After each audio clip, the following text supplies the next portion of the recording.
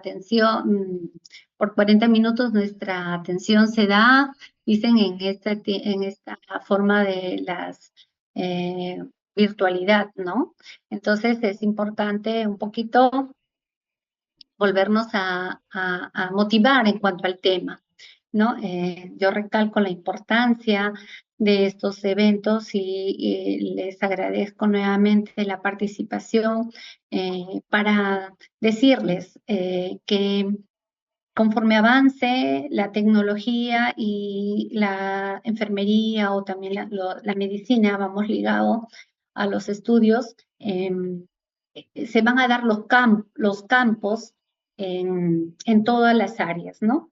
Pero que también sean la enfermera la impulsadora en la parte preventiva, porque nos ubicamos siempre en la parte solamente de las terapias de atención, cuando ya la enfermedad ya es irreversible y vamos a acompañar al paciente desde que está en su terapia de reemplazo sustitución hasta que este paciente, con el favor de Dios, bien se trasplante, Dios mediante. Mientras tanto, seguimos hasta nuestro paciente hasta que fallezca, ¿no? Y el acompañamiento con la familia y todo lo que pase va a ser de bastante apoyo, ¿no? De bastante apoyo. Hay tesis donde hay incluso hasta cansancio del cuidador, ¿no? Y entonces es un problema, como les hago recalcar, de lo que es salud pública, ¿no?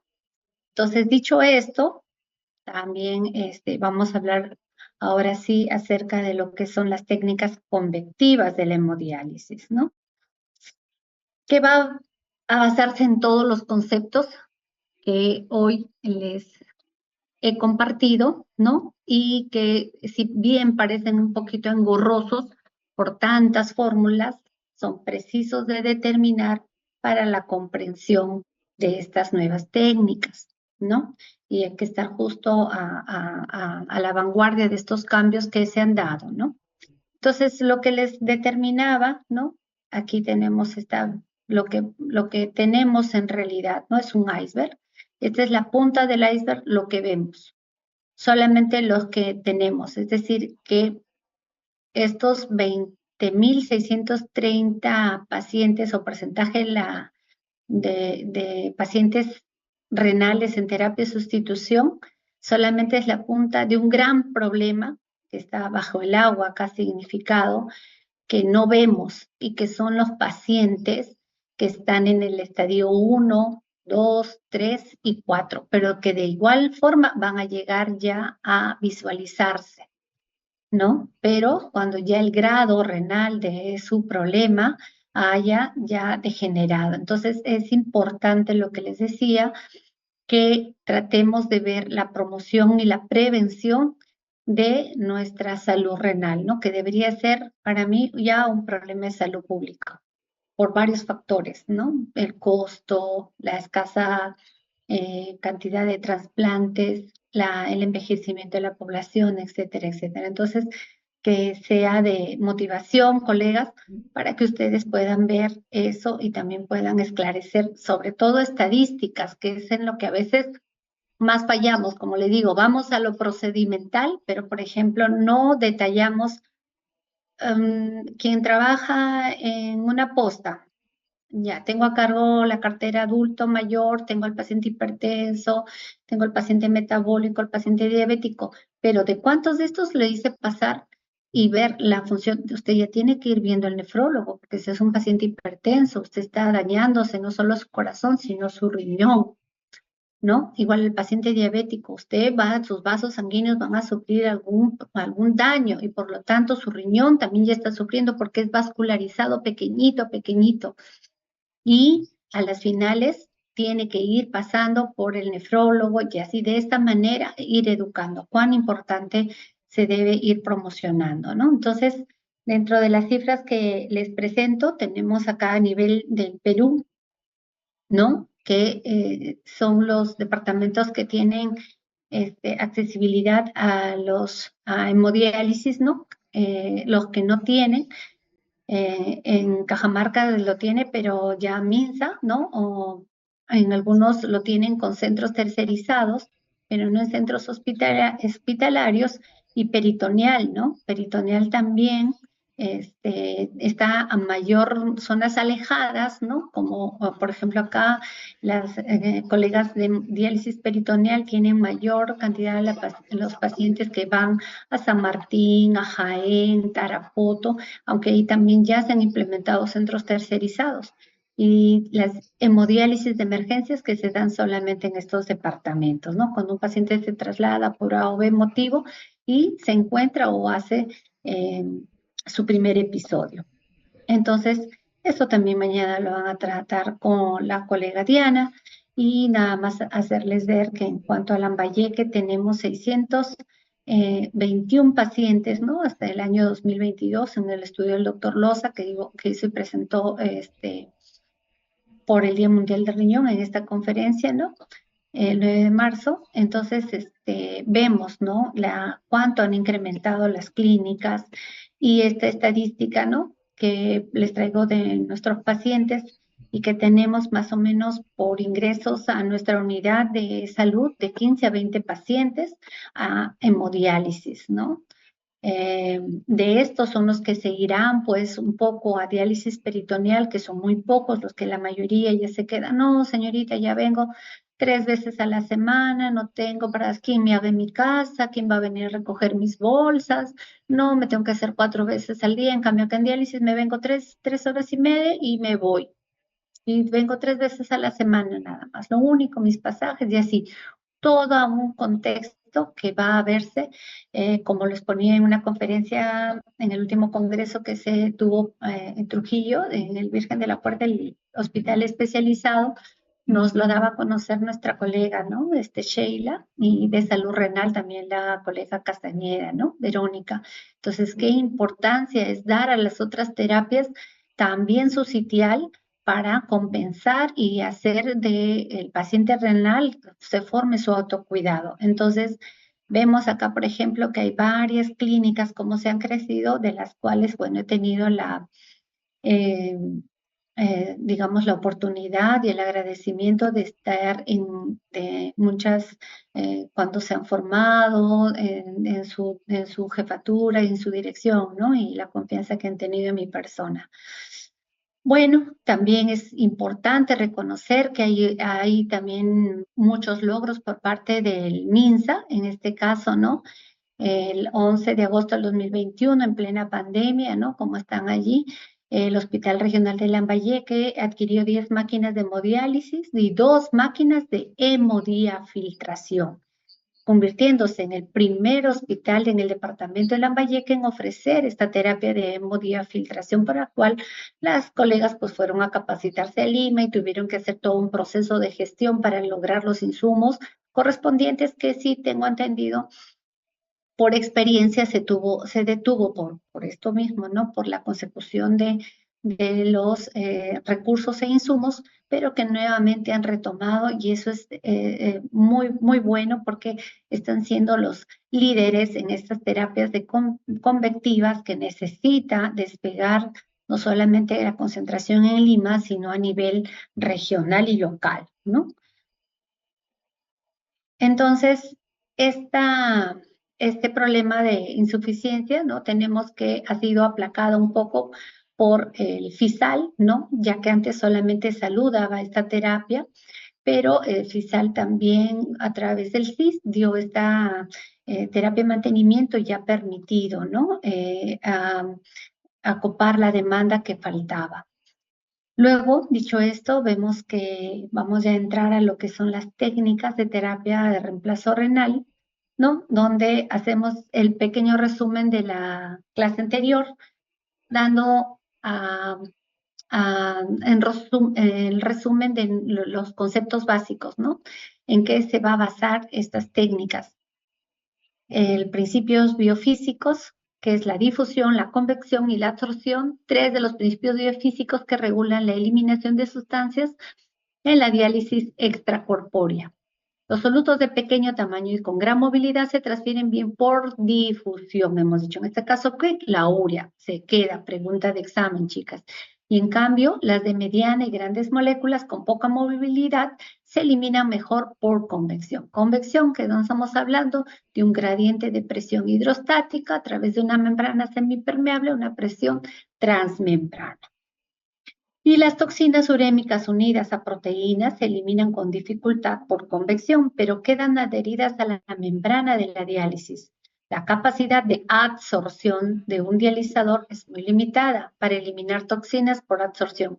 Hay que recurrir a procedimientos que utilicen cartuchos con sustancias de gran capacidad absortiva.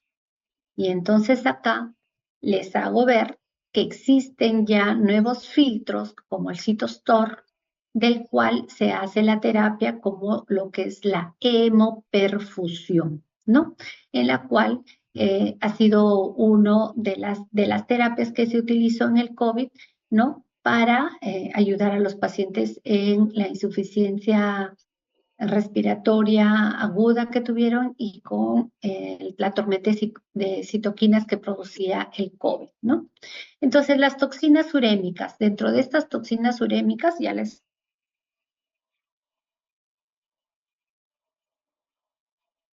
resume las terapias para saber qué tipo de membrana estoy yo utilizando para remover dichas partículas. Entonces, por difusión de bajo flujo, ¿no?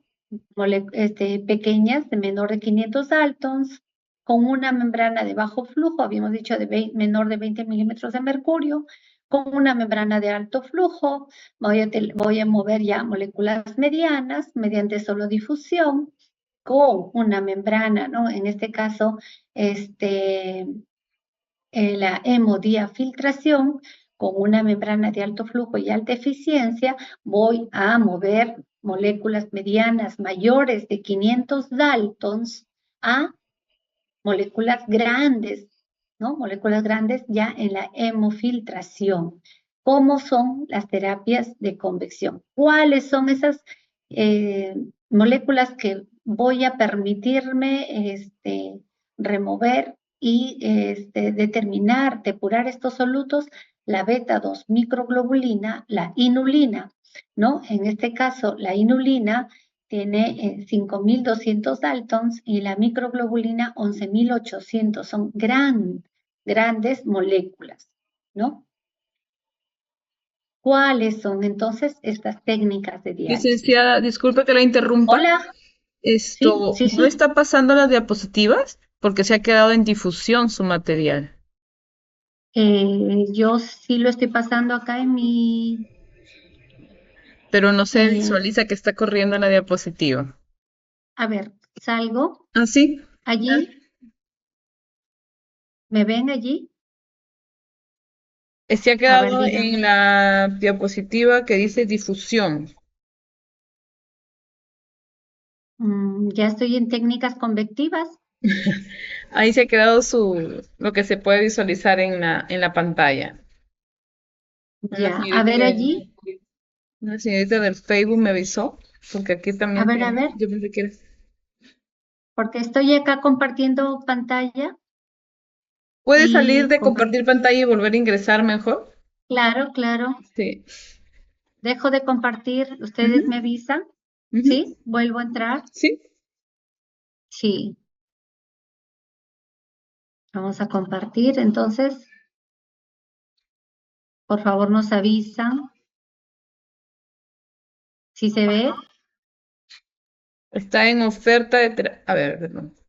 Técnicas convictivas. convectivas, ajá, Convictivas. Ya, ahora a sí. ver, Ya le, a ver, ¿sí? voy a ver, es que en el Facebook me avisaron, voy a ver. Algunas están desde otras plataformas, por eso. Perfecto, perfecto.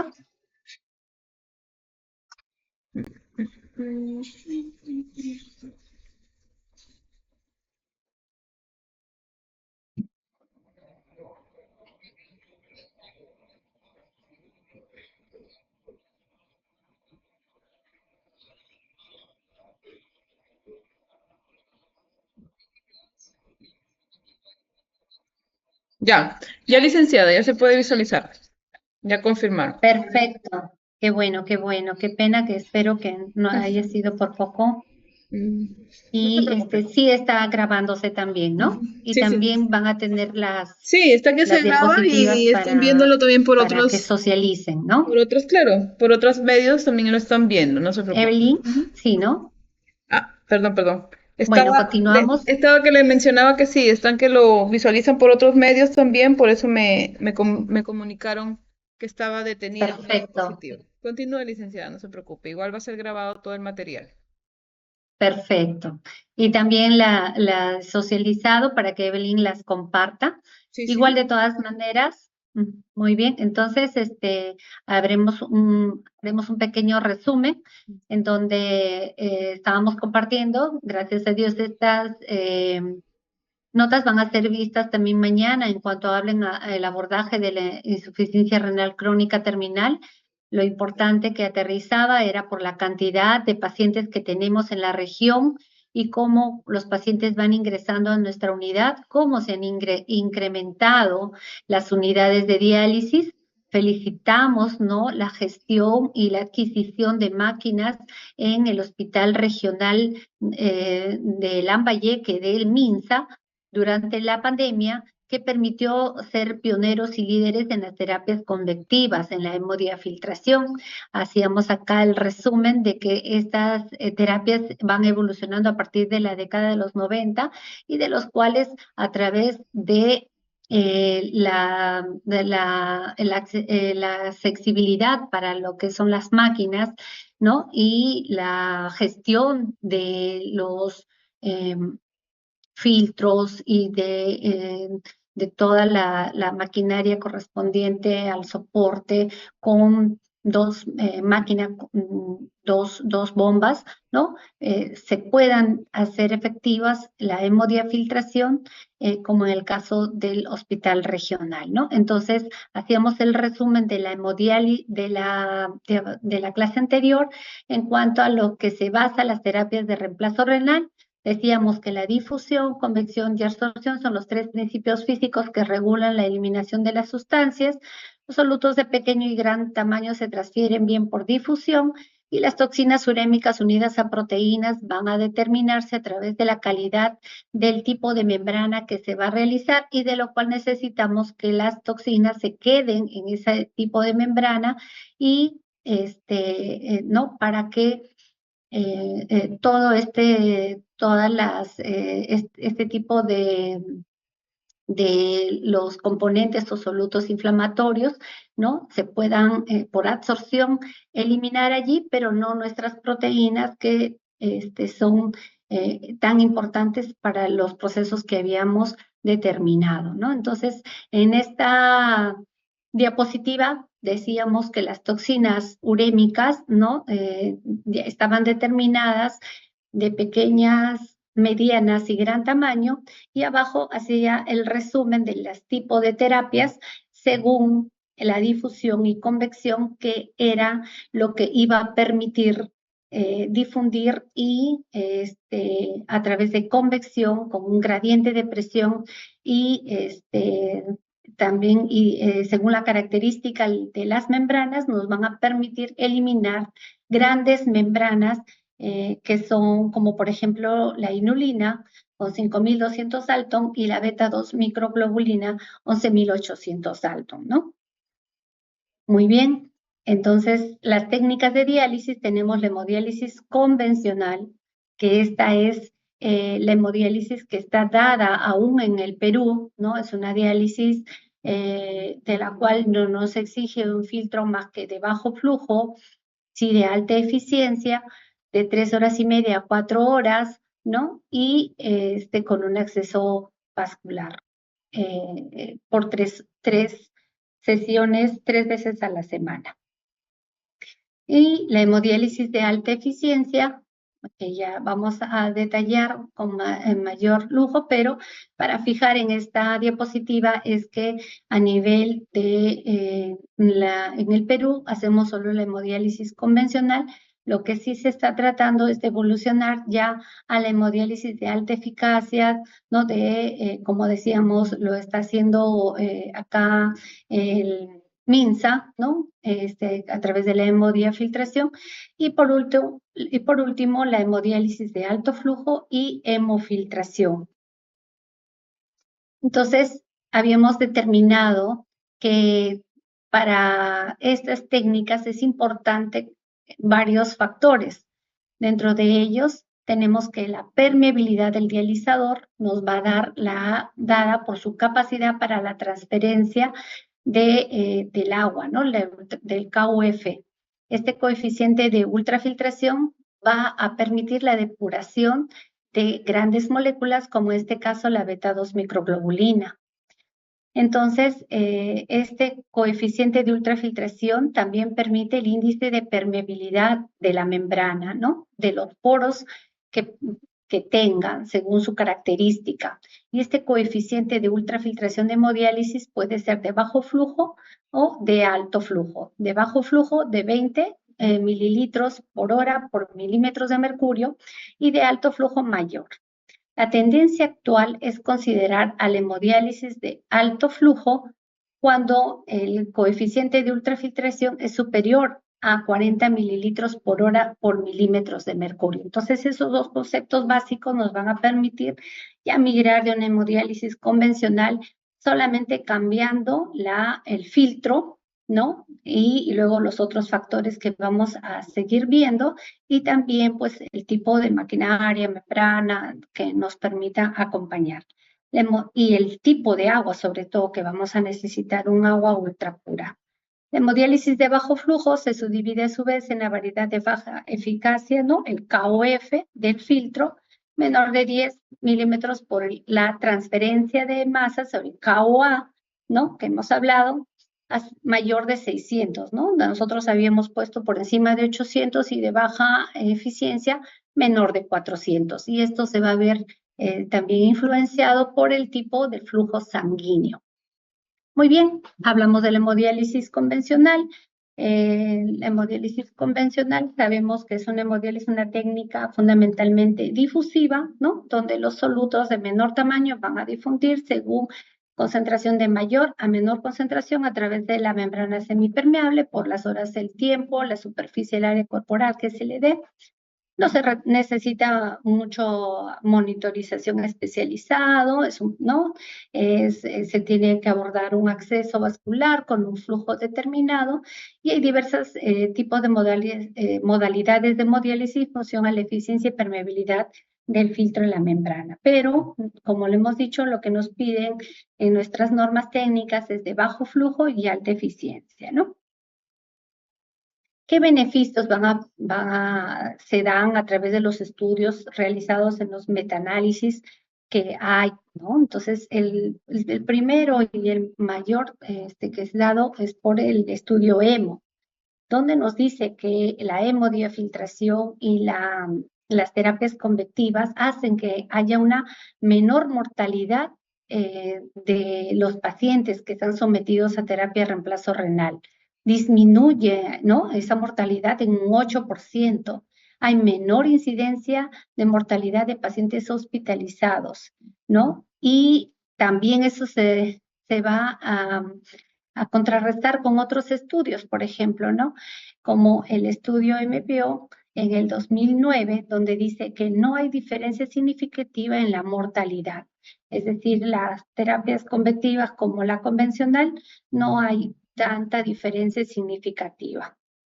Allí tenemos otro estudio que también dice que no hay diferencia en los eventos fatales, ¿no? Que presentan según las terapias. Y la sobrevida significativa con lo del alto flujo no es significativa. Estos estudios observacionales describen una mayor supervivencia en enfermos tratados con hemodiálisis de alto flujo y en otros ensayos clínicos, pues no. Pero ¿qué nos dice las guías Kadoki en el 2015? Recomienda que la hemodiálisis de alto flujo, especialmente en enfermos diabéticos con hipoalbuminemia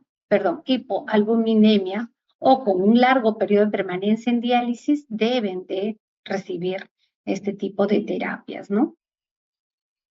Aquí tenemos otro metaanálisis, ¿no? El Crocant en el 2010 no modificó la mortalidad por tasas y las causas, pero sí disminuyó la mortalidad, ¿no? Por los otros eventos.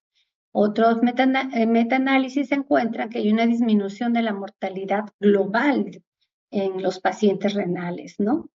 Entonces hay siempre controversias entre sí la eficacia de migrar a las terapias convectivas o vamos bien con la terapia convencional. ¿Qué aspectos técnicos de la hemodiálisis de alto flujo se requieren? Entonces, eso es lo que habíamos fijado ya en los conceptos anteriores. Dializadores de alto flujo, ¿no? Entonces, estos de alto flujo, que tengan también alta eficiencia, ¿no? Y un paciente, un dializador, esta membrana de alto flujo va a necesitar que tenga un coeficiente de cribado, ¿no? Acerca al cero, que tenga un KOF, ¿no? Mayor a 800, un KOA también con ciertas características. Flujos sanguíneos de 400 mililitros por minuto, ¿no? Entonces, a esto va a requerir que el paciente tenga un buen acceso vascular, tenga una buena fístula, cómo cuida enfermería esa fístula, esas canulaciones, ¿no? Y una buena aguja, ¿no? Que habíamos hablado que tiene que ser con un diámetro mayor de 15. También necesita un control automatizado, puesto que esta terapia, como hemos dicho, tiene un cribado, ¿no? De ultrafiltración para extraer agua. Entonces, este desbalance en el momento de realizar las depuraciones también va a haber en la hemostasia del paciente. Por lo tanto, el paciente tiene que tener una mayor monitorización, ¿no? Hay máquinas inclusive que ven según la densidad, ¿no? Del plasma, plum, separa el ultrafiltrado, ¿no?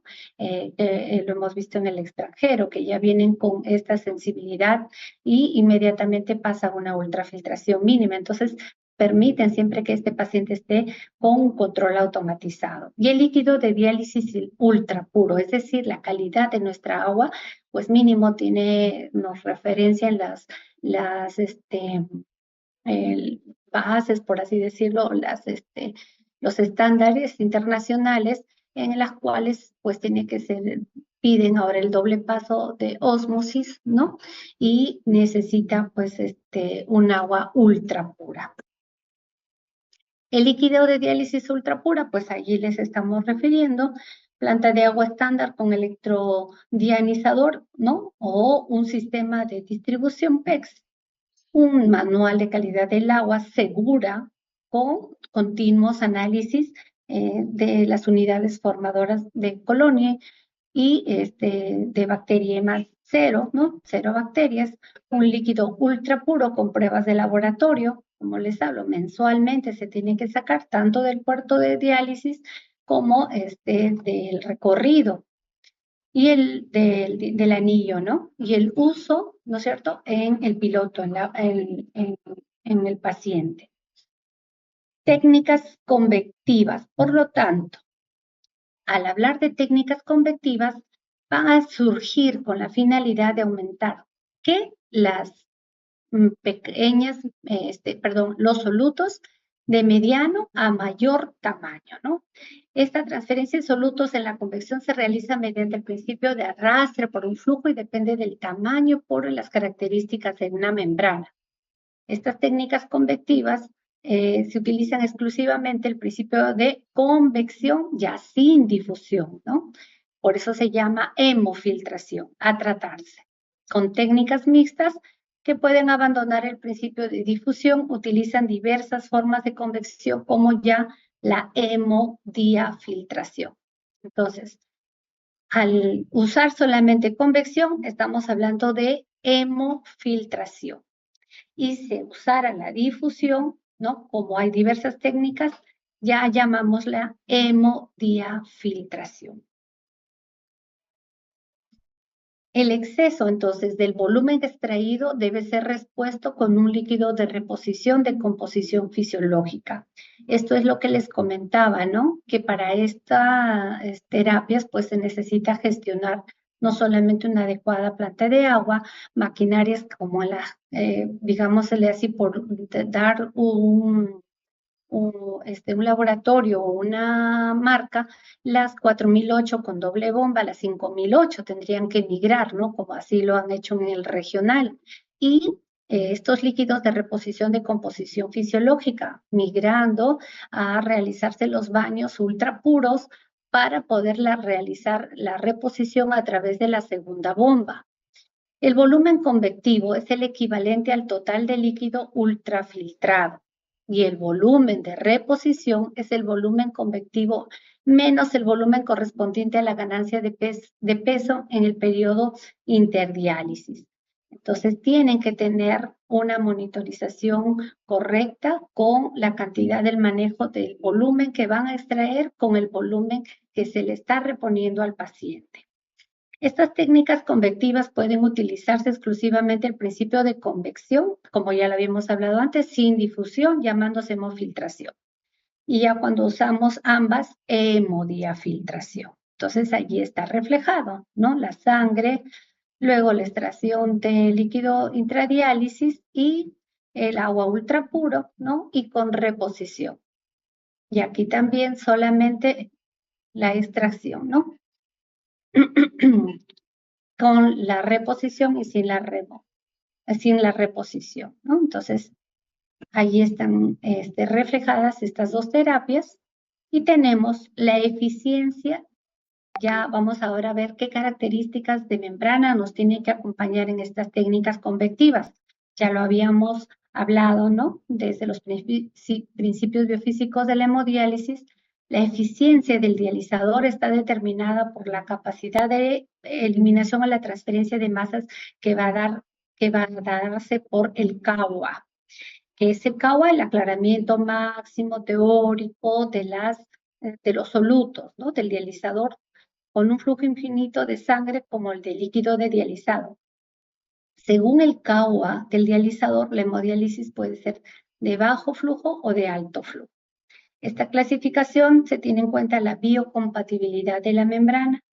Esta biocompatibilidad de la membrana, ya que tenemos de tantos estudios que han hecho los laboratorios, ha migrado de fibras sintéticas a semisintéticas, ¿no?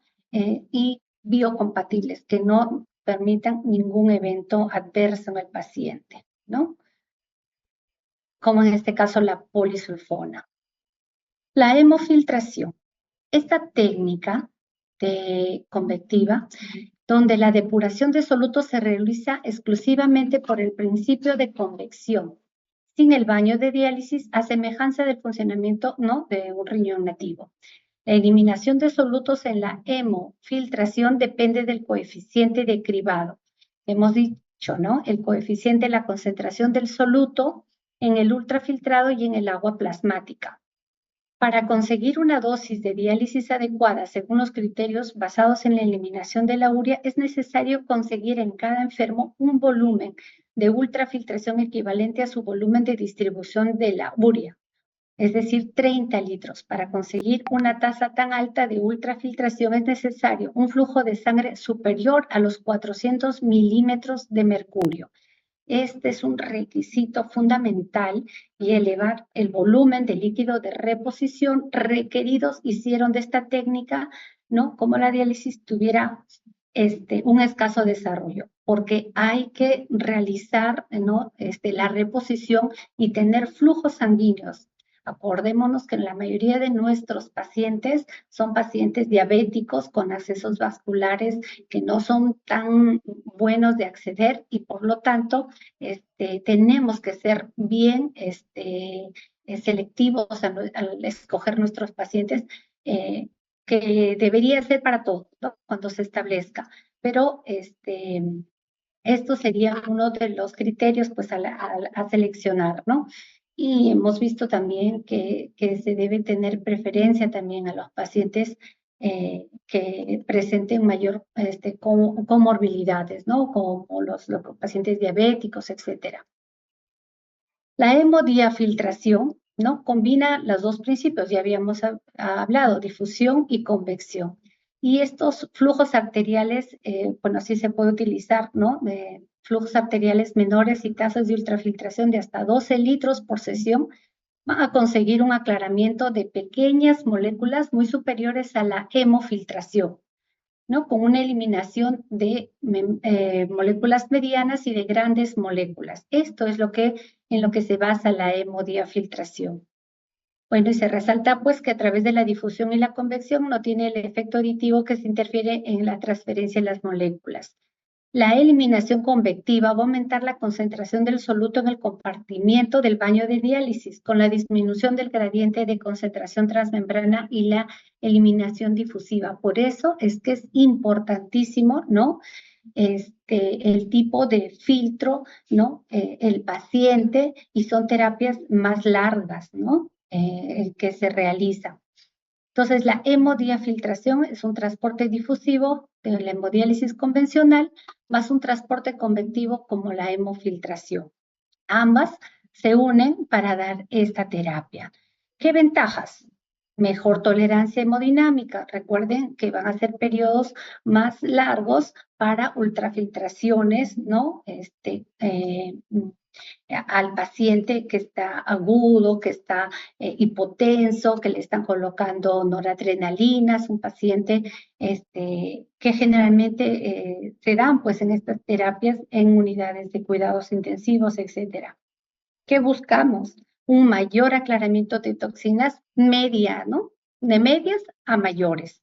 Y hay una mayor eficacia de la depuración de las toxinas, ¿no? Entonces, la hemodiafiltración, membranas de alto flujo, lo básico, ¿no? Con un KOF de transferencia de masa mayor a 20 milímetros por hora por metros cuadrados y un coeficiente de cribado que va a permitir la remoción de la beta-2 microglobulina, ¿no? Este coeficiente de cribado lo da y lo determina el fabricante, ¿no? Mayor de 0.6. La hemodiafiltración, entonces decimos que necesitamos un buen acceso con flujos sanguíneos mayor de 400. El tiempo de sesión también es importante, está dado por el médico, ¿no? Y con un volumen convectivo mínimo del 25 a 30% de la sangre procesada, ¿no? Necesita, ¿no? De nuevamente reinfundir. Entonces, por ejemplo, esta es una máquina que tiene 3 bombas y en la cual nosotros necesitamos una para la extracción y otra para la reinfusión. Y sobre todo, ¿en base a qué? A un agua ultra pura. Luego tenemos, ¿no? Los sistemas de hemofiltración online, con un sistema predilucional y postdilucional. Lo que nos refieren los análisis, ¿no? Perdón, los metaanálisis, los estudios, es que tiene mayor ventajas tiene y es más utilizado el sistema postdilucional. Tiene mayor eficacia depurativa, es de menor costo, a diferencia del predilucional, ¿no? Hablamos de postdilucional que se pone postbomba, ¿no? Postbomba. Y predilucional que se pone antes de la bomba, ¿no? Entonces, ¿qué inconvenientes tiene esta técnica? Menor eficacia de transporte convectivo, más costo. Y el postdilucional, la tasa mayor de ultrafiltración mayor al 25%, poca hemoconcentración, ¿no? Entonces, esas son las ventajas y desventajas de las reposiciones en la hemodiafiltración. Entonces, esto va a permitir que se puedan depurar mayor cantidad de volumen de litros, ¿no? En ganancia de peso. Acuérdense que en una hemodiálisis convencional, el paciente máximo 3 litros y medio en más de 3 horas y media, y lo descompensamos al paciente, ¿no? Raros son los pacientes que nos toleren de 3 litros y medio a 4 litros, porque generalmente ellos hacen una depleción. Volvamos a acordarnos que el 60% de nuestro peso es agua. De ese 60%, 40% y 20%, ¿dónde se encuentran? Al 5% está en el intravascular, a ese 5% es que le vamos incluso a hacer esta depleción. Entonces, grandes volúmenes de líquidos para ultrafiltración que tengan pacientes con ganancia de peso se pueden también hacer a través de estas terapias, ¿no? Y aquí, por ejemplo, tenemos un trabajo de investigación donde nos dicen, pues, ¿no? que el líquido de infusión tiene que ser pues ultra puro, súper, digamos, estéril, ¿no? Con las características que manda la FDA, con revisiones constantes para evitar cualquier proceso o problema en la reinfusión, ¿no? Bueno, estas son las guías ISO 2019, dentro de las cuales nos piden que el líquido de diálisis sea pues ultra puro, ¿no? La cantidad de endotoxinas que debe tener es menor al 0.03 de endotoxinas para tener un líquido de diálisis ultra puro, que ese es en el que se va a basar este tipo de terapia, ¿no? Que es importante. Entonces, la hemodiafiltración en el mundo se está dando con mayor cantidad, sobre todo vemos en el área europea, ¿no? Poco por ciento en las guías americanas, más en las guías europeas es donde tiene mayor impacto, mayores estudios, mayores investigaciones en las cuales pues con sus resultados ellos la defienden y la promueven, y es hasta donde pues podemos ir que va encaminado, ¿no? Este es un registro que se dio a conocer en Argentina, donde daban a conocer, ¿no? Con hemodiafiltración en línea y una convencional, qué ganancias tenían a los pacientes, ¿no? Entonces, ese es uno de los logros que también se da en Colombia. Y en el Perú decir pues de que tenemos una clínica, así como acá el hospital regional lo da, tenemos en Lima, que también Fresenius en sus clínicas dan, ¿no? A conocer este tipo de terapias convectivas como mejor, una ventaja por sobre encima de la diálisis convencional que damos a nivel nacional, dentro de las cuales dicen que se puede evitar 1.142 muertes, ¿no? Entonces podemos concluir que la hemodiafiltración permite una mejor remoción de sustancias urémicas versus la hemodiálisis. El beneficio clínico es proporcional a las dosis convectivas y hay una reducción de la mortalidad en hospitalizaciones e infecciones, así como reducción en el estadio proinflamatorio, nutricional y metabólico del paciente. En poblaciones pediátricas puede darse muy bien, entre otras, ¿no? ¿Por qué hemodiafiltración de alto volumen? ¿No? Ya hemos dicho, disminuye la mortalidad global, mejor manejo de la anemia, menos hospitalizaciones, mayor calidad de vida.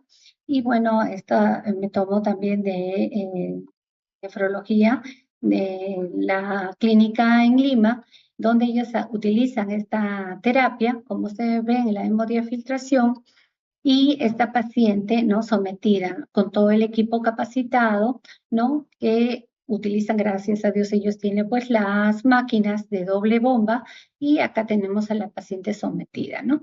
Nos comentaban ellos que, por ejemplo, a un paciente que lo sometieron, al primero de los pacientes, que él era a veces, era albañil y él ya a veces había dejado ya de construir. Y después de, si antes llenaba media pared, ahora yo construyo una pared, ¿no? O sea, cómo se siente ese paciente después de pasar de una hemodiálisis convencional a este tipo de terapias convectivas, que había mejorado mucho su calidad de vida y se sentía capaz de no solo poner un ladrillo, sino de hacer ya su trabajo como antes de hacer toda una pared, ¿no? Porque el paciente era albañil, ¿no? Entonces, esta sería una de